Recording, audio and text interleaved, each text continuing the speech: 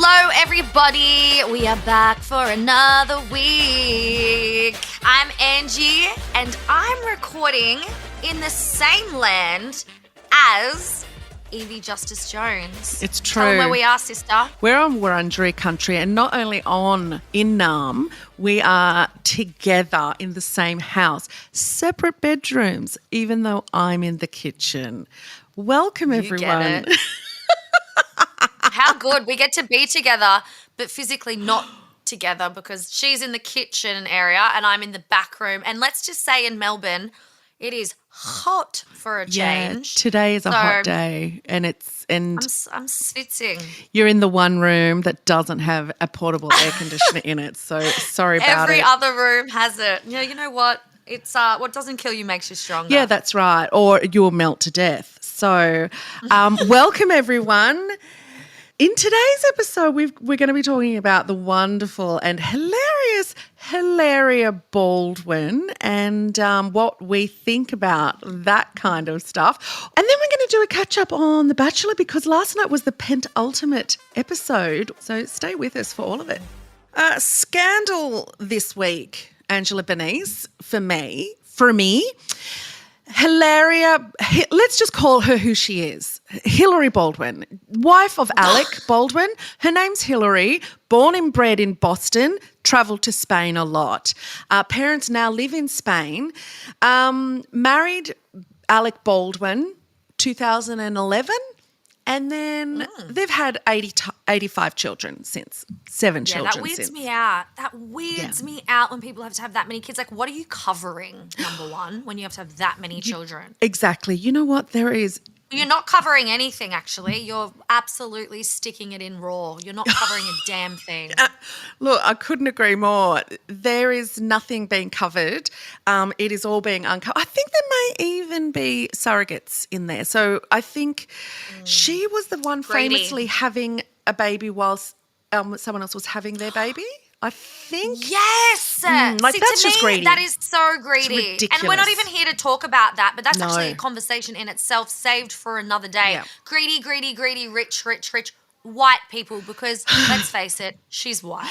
Yeah, exactly. I mean, normally we reserve this for the Catholics, but, you know, even the Catholics have changed. So they're not having 85 children at the same time as someone else having your child.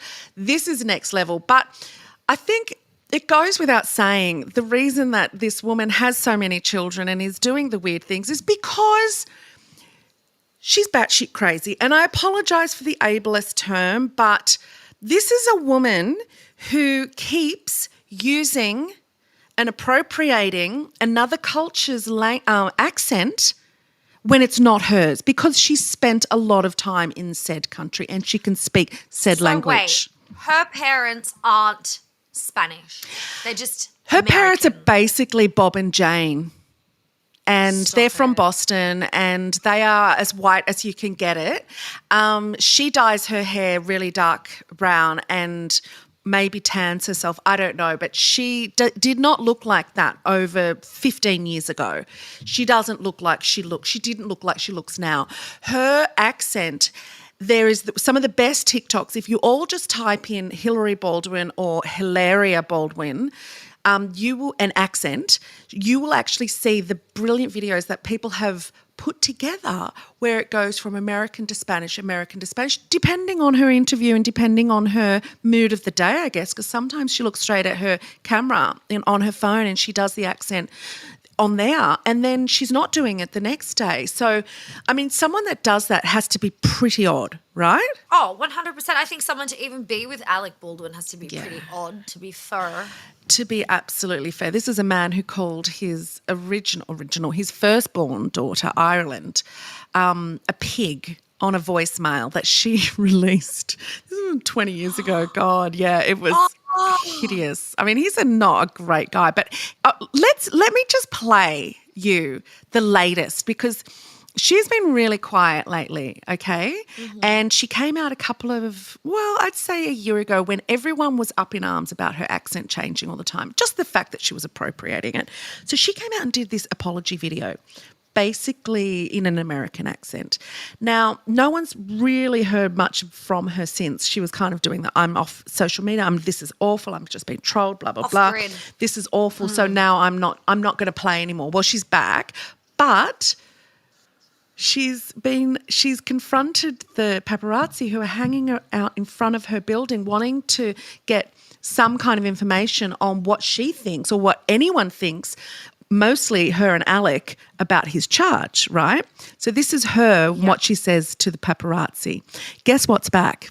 Have a listen. Because I'm only going to say it once, so you come. I'm not going to say anything to you. You know that. Leave my family in peace and let this all play out. Leave my family in peace. In peace and let this all play out. She even said to them as she was walking down the street, Kiavand, which is like, come on, hurry. So she was like... But she knows, like they were she children. knows that people are talking about her accent. She knows that there's clips about it. She knows perfectly damn well. Yes. So she is sticking to the fact that this is her forever changing accent. She is like die hard about it. You know what? I'll give her one thing. She is dedicated. She is committed to this fake accent, this faccent. That's good. I think you just like it? said a very poignant, particular word in there, this changing accent. She's not dedicated to one or the other. She's dedicated to changing it. And we just have to go along for the ride. She can be American sometimes, and sometimes she can be, how do you say it in English? Spanish. So that's just on us, okay? That's our bad if we have a problem with it. She actually, do you remember her in the video saying on a live cooking thing, these, how do you say them in English? Cucumbers. Cucumbers. That is cucumbers. That to me, though, is like complete like cultural appropriation. Disrespect. Yeah, it is. Because, she's appropriation because she's not that. So No. isn't that kind of like pretending that you're, speaking in any accent, really? That should be cultural appropriation. A lot of Spanish women have come out and said, we don't claim her. Like, she is not Spanish at all. She does so many things that we would never do. Like, we would never leave the house in our pajamas. We would never treat our children like that. We would never talk to our children like that. She is so un-Spanish, like all these actual Spanish women saying, no, can't do that. It's just wrong. But I have a theory. What's the theory? That the accent is back for a reason. And that reason... So you're trying to say it's a cover-up of sorts. I am trying to say that. I think, number one, she needs to be handed an Oscar because she truly believes that we are fools. Her acting is brilliant, but I think that someone or some people have gotten in her ear and said, bring the accent back because we need the focus off Alec and that charge. And everyone's doing it. Because guess what Guess what we're talking about? Yeah, we're not talking about Alec killing somebody, are we? We're talking about Hillary and her forever changing accent. As you call Isn't it, that clever, faccent. though? It's a faccent, and it's clever because it's worked. It's working. Has it worked? But has it? Because we're onto it as well. Yeah. We're onto the cover-up. Yeah, we're onto it. Let's just call it for what it is. But, politically, governments do this as well. Like, we had a former Prime Minister call out the current Prime Minister. So we had Kevin Rudd call out Scomo on Twitter for his famous deflection by banning Novak Djokovic's visa while we were having COVID shortages of rats. Do you remember that? Like, he said on Twitter, this is Kevin Rudd's about Scomo. Oh, what a surprise. Morrison's government cancels that's a hard word to say, Djokovic's visa to win the weekend media cycle. One big political distraction from empty shelves and the national shortage of boosters and rats. Like, we were in dire straits as far as vaccines went and rats and testing. Like, remember, you could not get rats. Like, people were like, do you have a rat? Do you have one? It was like black market. And people were selling them for like $20 a rat. Yeah, yes. Like, and you were desperate for them. Or you couldn't leave your home, remember? So and to have a former Prime Minister who knows how the media and the government media cycle works, that whatever is played on a weekend, end of a week, which is Friday, governments are very renowned for doing this. They'll put out a bit of a scandal on a Friday, and then while that's happening, they'll kind of get something else done. And the rest of the weekend, the media is just showing us the big thing. So that weekend, Scomo's government did the visa ban. No, we're not going to let him in. And then people lost their minds about it. So wonderful. Guess what we weren't looking at or holding him accountable for it all of a sudden? You know, these... There could be another one in that just popped into my mind. Remember when Scomo went while the country was burning, and right before the pandemic, he went on a holiday. So all we were focusing on is him in Hawaii while the country was burning. But meanwhile, behind the scenes, they knew perfectly well that this pandemic was coming in red hot. But we didn't have time to focus on that more so. There was little snippets of it floating about this virus that was going around, right? And we're like, oh, it won't come here, whatever. And then boom, it hit so hard. But we were all focusing on him in Hawaii, watching the country burn. That's a huge one. That is a big one. You know what? You're right. I never put it back because COVID was about to happen and all the governments It was, knew and there about was a it. talk about it. And everybody was like, oh, it's just SARS again, where you didn't really get it. Like, that it was will blow January. over, whatever. They did know about it. They knew it hit hardcore in March. There was talks because I was on Studio 10 and there was talks about it coming over, and it was big over in the UK maybe or China. And we're just, it won't come here. We'll be fine. Oh, yeah. And then the doctor that was on the show, what's old mate that's always on the show, that handsome doctor? Oh, yeah, Dr. Andrew Roachford. Hottie Hoddison.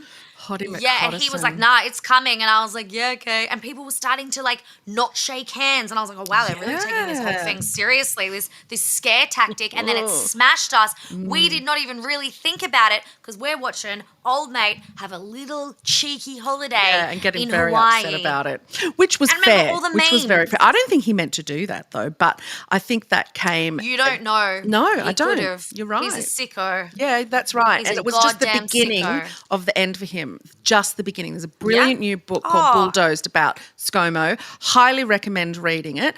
So the writer Nikki Savas says that one thing that happened with him going on the holidays was just the beginning of the end of all of us losing. And then it just went, she said even in that book, she didn't even realise how bad he was going to get. No one around him knew how. Anyway, let's not talk about that. How good. What a munter. I got another audio clip for you, Angela Bernice. Is it the one I'm hoping for? I think it is. This is one of the best deflections in I know it. politician in politician world. This one is my favourite. All-time favourite. People are entitled to their sexual proclivities. Let there be 1,000 blossoms bloom as far as I'm concerned. But I ain't spending any time on it because in the meantime, every 3 months, a person is torn to pieces by a crocodile in North Queensland. But the crocodiles. The crocodile. But can I just say, look, I can't agree with him more. Who would care about the proclivities of other people's lifestyles when someone is being torn by a crocodile every 3 months I don't in give North a Queensland? shit about it. Anything else? That's all I think about. What keeps me up at night is the crocodiles in North Queensland mostly. Well, the thing is that when you're living in Queensland, North Queensland, I should say, that's probably what you should focus on instead of such a stupid, a plebiscite? Referendum where we had to spend $1 billion to choose whether people could marry each other or not. I have to agree with Bob Katter on this one. Let 1,000 blossoms bloom. Just can we focus on maybe people getting ripped apart instead? Let's actually look at real problems. We need to have that. That actually, to be fair, he had a point. But the way he said it, what about, we need to get that shirt made, by the way. Let 1,000 blossoms bloom. Needs to be done. But the way his voice and face, if you haven't seen it, we'll pop it up on our social media. But the way he's like, oh, it was very sweet. Yeah, grandpa. Crocodiles. And you're like, it just was he was two different people. He literally went from grandpa face to Chucky the doll. in 30 seconds. And, you know, it reminds me of that frightening. video, you know, where the man does the barking of the dog. In my head, it's the same video. So I'm waiting for the to come. And it doesn't come because it's a different man. That was actually what I thought straight away when I watched it. I was like, We can't be the only Everything. ones, can we?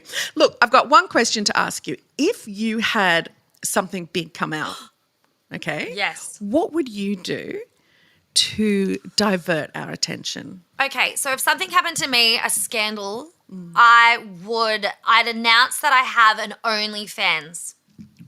Because the scandal would just drift away. And not only am I covering a scandal, but I'm also making a little bit of sweet, sweet extra cashola on the side that I'm sure people out there have a wee fetish of looking at the Hanson brothers' body on a girl.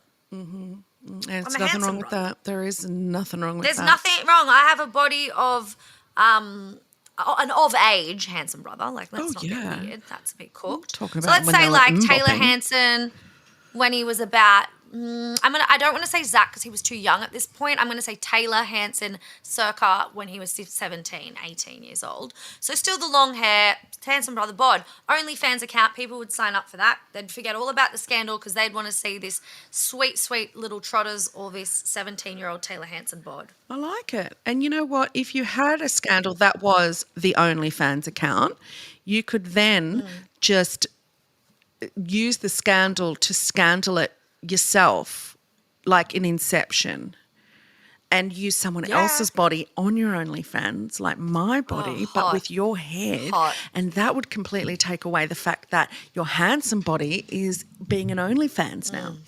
I personally, same, wouldn't do the OnlyFans, but I would probably do like a nip slip or something like that. So, or maybe, you know, getting out of the car Like a with your Janet undies Jackson, off. like- Yeah, like, you know, oops, there's my vag. You know, something that would completely distract from the fact that, you know, I'm about to be cancelled. But, or, you know, you just say that your mum died again. I don't know, you know, death seems to make people feel really sorry for you. So I would just hope Yeah, that there'd that's be people true. out there that don't know my mum died already. But I'd be worried about that kind of karma doing something like a lie. Like you'd want it to be low-key real. I reckon you should sit on yeah. cakes. Oh, I'm already sitting Nude. on cakes. I'm sitting on one right now. It's a must. It's an absolute must. All right, so we know you love it as much as we do. Said nobody ever. I'm talking about the Bachelors. Remember, it's got an S on the end. It is the final week, which is wild to me because I feel like I only just started watching it last week and now it's done. Yeah, no, you literally did. just started watching I it. literally binged We it all last have week just and started I'm- watching it and it's over. I'm up to date. I've done poos slower than this season, like honestly. Oh, I'm on And the you know how toilet I for fart. longer. Like I've farted long farts in my life. That pretty much every fart I've ever done has been longer than this season of The Bachelors. Yeah, fully. So we're at final week, Yep. finale week, whatever. Yeah. And anyway, so they've got 4 episodes. They're smashing it out. They want it done and dusted like they did the challenge. And we had last night's episode, which I haven't seen yet. Yeah, I know. So I want you I'm- to fill me in. I'm actually like, this is a shit show of a season, but last night's episode, I'm really sad that you haven't watched it yet because it was the shittiest of shit shows. There's only 2 things I really want to talk about. There's so much to talk about, but we just don't have the time. I want to talk about, number 1, Thomas. They tease him by showing him talking and saying in his voxies, I don't have feelings for any of them. I'm done. I'm not choosing anyone. Gets up, walks out. Right? This is Wait, in the but the other episode, he said that he was in love with the 3 of them. Remember? He Yes. was like, I've fallen in love with 4 women Yes. or 3 women. Yes. And So now at he's the changed his end, mind. well, they pop that in the middle. And then at the end of the episode, they show Sunday night's trailer, which has all 3 men and all 6 women, all dressed, ready to go. So what the was I dreaming that? I'm watching it going, what? What? Is this a dream sequence? Like, what's going on? It was so clunky and it didn't then play into it again. Like it's as if it didn't happen. By the end of last night's episode, they were showing a trailer of the fairy tale and, oh my God, biting edge, who are they going to choose? But they did not talk again about what he'd just said and that he got up and walked away. So they didn't say, just joking, look at him. He's in the final. So what is happening there? The other thing I really want to talk about is the whole polygamy stuff. They have gone so hard on this polygamy stuff and the fact that Jess is still there blows my mind because Felix just keeps saying, I don't want to be with someone in an open relationship, but he just keeps bringing her back. So it's down between, as everyone's watched the last night, between her and who cares? I don't know. I don't know who any of these girls are. Can I just say the reason that this show has not worked, the biggest reason, is because of 3 Bachelors. When you have 3 Bachelors, you've got 35,000 women and no one can get enough airtime to remember any of them. The only one who has gotten airtime is the polygamist. And I think Channel 10 has really misjudged the audience and our interest in polygamy. We don't care. Yeah. It's like, why is she there? And why are you trying to make us understand this?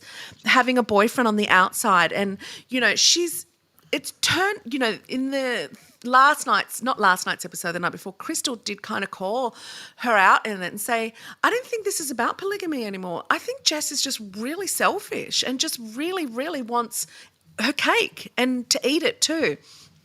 So she shouldn't even be there. But, they do the family. So this is what you missed last night. The family all come in, right? You've done it. You've been there. Oh. Your family comes in. Their family comes in. It all, everyone's blah, blah, blah. Well, this time everyone comes together. Okay, so your family and his family are sitting there together. And that's new. That's fantastic. But guess who else comes to dinner? Oh, Damien. Damien comes to dinner. God, they're really bunging on about this Damien bloke, aren't they? And apparently they were only together for like a couple of months. Like, cool. Most people hook up with other people when they've been dating someone for a couple of months. It's like, it's so boring. They must have really been clutching. And I'm just going to put it out there now. Don't at me. Damien's a cult leader. And he has a cult called Damien's Bitches. And the cult just recruits involves Jess. Young women like Jess who he convinces. This man talks, the way he speaks to her in this episode last night, truly frightened me. The way he spoke to her. He love-bombed her. And then when Felix tried to get her to make the decision in front of him, which he had every right to do, although that was also hilarious. I'm yelling at the TV while he's going, it's just not normal that you introduce your family to your boyfriend and then you've got another boyfriend. I'm like, you've got another girlfriend. Dude. Yeah. You're about to do the exact same thing. So just that aside, he says to her. It's so weird. He says to her, can you make the decision right now? Do you have feelings that are decreasing or increasing for Damien? Well, Damien do you remember Damien from The Omen?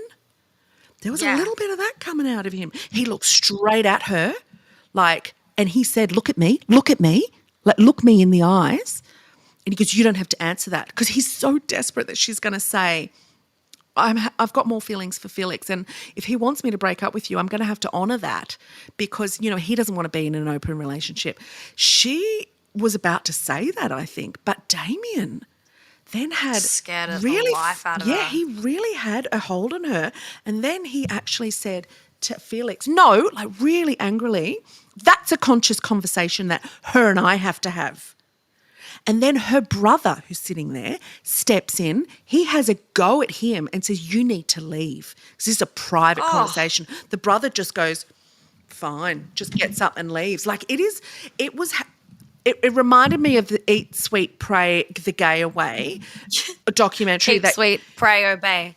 I'll never remember the name of that documentary, but do you remember that one man that just he had control of every situation, men, women, children, all of it. He was Damien their god. sees, when you see this, I mean, and everyone listening that watched last night's episode, you will know exactly what I'm talking about when you see a narcissist in action, like someone who is really in control.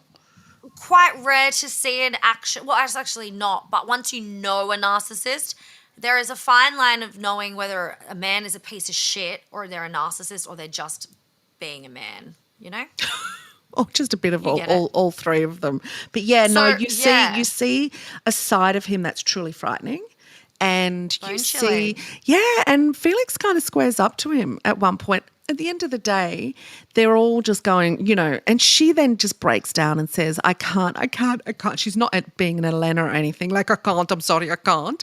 She was just doing that. She said, like you see in the trailer, she's bursting into tears saying, I don't want to hurt anyone's feelings. Guess who comes in the trailer? Who comes to the the finale ceremony? Damien. Could you imagine? Remember when you were in your finale and you had Carlin and Tim with 2 M's?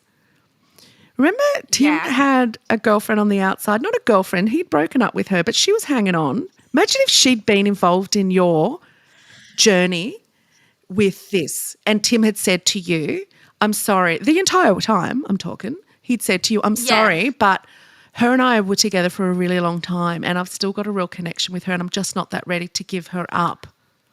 How would you feel about that?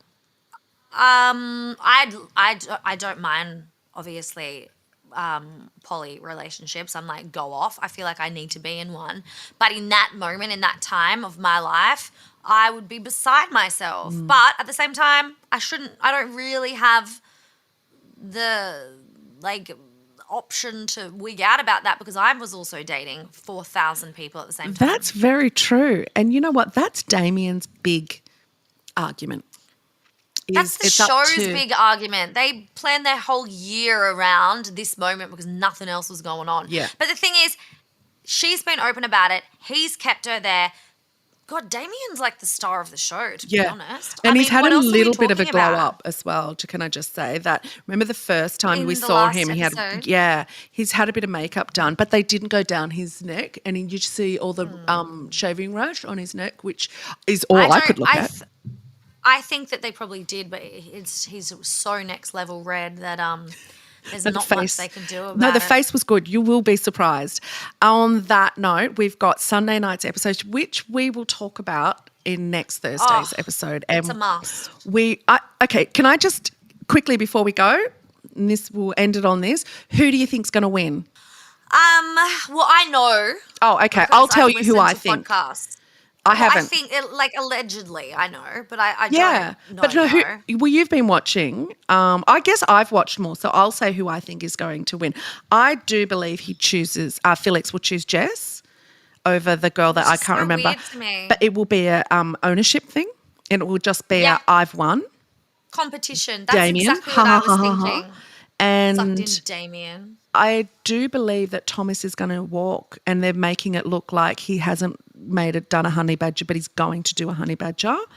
And I think that Jed is going to choose the girl he did that brilliant video with that I just put up on our socials. If you haven't seen it, go and have a look. He wrote a song with the girl on it. And I think that's the one he chooses. He's going to pick the other one that he's only had airtime with the entire time. The one I'm sorry, she's Alicia, very pretty, but she's so boring. I feel like he's going to pick her because I feel like that's all we've watched is them just be boring together. True, yeah, true. But he says he's kind of in love with Abigail, but they always do that, don't they? Anyway, we'll know pretty soon. So watch this space. Today you're listening to Two Girls One Pod, and today is also January 26th if you're listening to it when our episodes come out. That's a very divisive date in this country. We were going to have a special guest on that unfortunately couldn't make it today. Dreamtime Aroha was going to have a chat with us. Beck from there. We're really sad that we don't get to talk to her. So we're not going to actually talk about January 26. We're just going to say that we're allies with the Indigenous voices of this country. January 26 is not a day that we think should be debated. And as two white women, we think that as white people, we need to do the research and understand ourselves and not expect the black fellas of this country to do all of the work for us or demand that of them. Do your own research and find out how they feel about today's date and be on the right side of a very, very traumatic day. It's pretty much all I've got to say about it. Ange, have you got anything? Pretty much exactly the same. I think that we'll leave a bunch of links in the show notes for you to go educate yourself on. And the last thing I would like to say is always was and always will be Aboriginal land. Yep, not a date to celebrate. And Angie's wearing her always was, always will t-shirt. And on that note, thank you guys all for another wonderful episode. We've got a new segment that we're bringing you to the end of every episode we do from now on. And Angie, what is it called? It's actually called, and I'd like to make a little song for it eventually, but it is What Puts the Up in Your Giddy? Giddy up. Giddy up. What puts the up in that giddy? So, Yvie Jones, I want to ask you, what puts the up in your giddy this week or in general? In general. I'm going to talk in general because I was just thinking about this week. And then when you came up with that idea, I was like, this is the very first thing that came to my mind. It's really dorky, but I know you can laugh. Oh, God. Are you ready? Yeah. A breeze. A nice breeze. Inside home. Not outside. Yeah. Inside a home. You know, not a big wind, not a gust. You know when you're lying in bed and you have the window open and you get all of a sudden this beautiful breeze? And it's so nice. Yeah, that breeze. That is a all my good life. one. Reminds me of my childhood and getting that breeze with my mum lying in bed with her and then it. Yeah. On your face or in your tresses, and you're just like, thank you, that puts the up in my giddy. It does. Okay, well, for me, originally I had one, but it changed when I went to the bathroom at your place. Do you know what puts the up in my giddy? Getting the poo out of your bum? Nah. Oh, okay, no, you tell me. When people have a nice, sturdy amount of toilet paper for me to use at any given moment. The fact that you have 45,000 rolls right next to your toilet bowl just sent me. Sent me. I literally filled that up this morning knowing you were coming. I bought an extra big bag of toot roll. You get it. And I brought them out and I put them just there because I thought, you got to, because there was only 3 rolls in there. I was like, that's not going to be enough for a day with this And you know what? When I see only 3 rolls in a basket or around them, I instantly am like this around the bathroom. Oh, God, wonder where the people keep the toilet paper.